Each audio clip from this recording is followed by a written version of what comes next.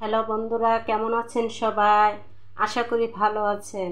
আজকে আমি আপনাদের সামনে আরেকটি নতুন রেসিপি নিয়ে আসলাম। রেসিপিটি হলো লুচি পাকান। লুচি পাকান তৈরি করতে আমি যা যা উপকরণ লাগবে তা একেবারে দেখিয়ে ডোটা তৈরি করে নিচ্ছি। লাগছে এরকম ময়দা আমি 2 কাপ নিয়েছি।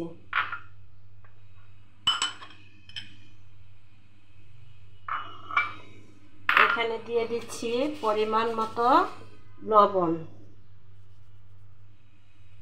দিয়ে দিচ্ছি 1 চামচ বেকিং পাউডার, দিয়ে দিচ্ছি 1/2 চামচ কালি জিরে, আর দিয়ে দিচ্ছি 2 টেবিল চামচ তেল।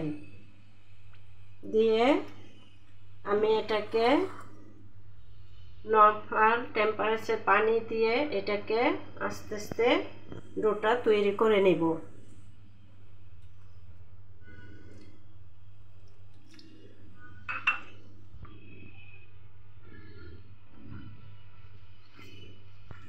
এভাবে অল্প অল্প আমার ডোটা তৈরি হয়ে গেছে। আমি এটা 1 ঘন্টার জন্য এভাবে সামান্য একটু তেল উপর থেকে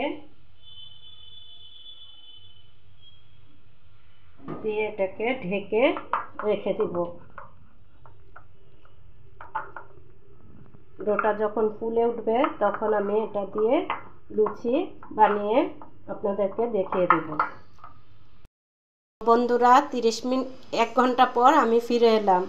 এখন ডোটাকে আমি আরও একটু মথে নেব।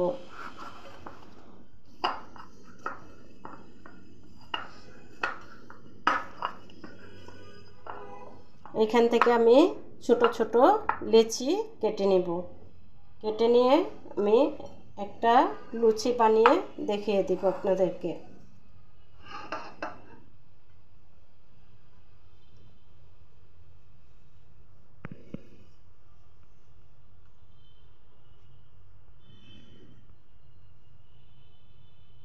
এরকম করে সামান্য একটু তেল ভরিয়ে তারপরে এটাকে বেলে নিব।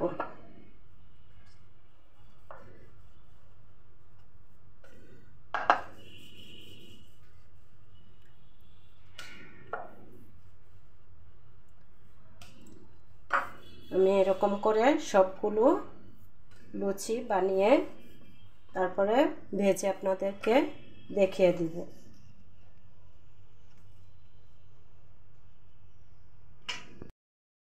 তো বন্ধুরা, আমার লুচিগুলো তৈরি হয়ে গেছে। এরকম করে আপনারাও এরকম করে বেলে নেবেন। এখন আমি ভাজার জন্য চুলায় চলে আসলাম। চুলায় একটি প্যান বসিয়ে দিলাম। প্যানটা গরম হয়ে গেছে। এখন আমি ভাজার জন্য দিয়ে দিব সাদা তেল।